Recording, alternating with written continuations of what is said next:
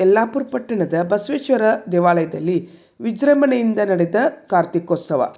ಯಲ್ಲಾಪುರ ಪಟ್ಟಣದ ಬಸವೇಶ್ವರ ವೃತ್ತದಲ್ಲಿರುವ ಶ್ರೀ ಬಸವೇಶ್ವರ ದೇವಾಲಯದಲ್ಲಿ ಸೋಮವಾರ ರಾತ್ರಿ ಸುಮಾರು 9:30ಕ್ಕೆ ಕಾರ್ತಿಕೋತ್ಸವ ಕಾರ್ಯಕ್ರಮ ಸಂಪನ್ನಗೊಂಡಿತು.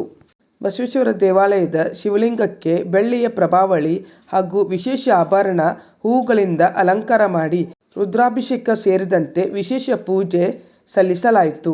ನಂತರ ವೀರಶೈವ ಲಿಂಗಾಯತ ಸಮಾಜ, ಅಕ್ಕನ ಬಳಗ ಹಾಗೂ ಭಜನಾ ಸಂಘದವರಿಂದ ಕಾರ್ತಿಕೋತ್ಸವ ಭಜನೆ, ವಿವಿಧ ಸೇವೆಗಳು ನಡೆದವು. ರಾತ್ರಿ ಮಹಾಮಂಗಳಾರತಿ, ಪ್ರಸಾದ ಸೇವೆ, ಕಾರ್ತಿಕ ದೀಪೋತ್ಸವ ಸೇವೆಗಳು ನಡೆಯಿತು.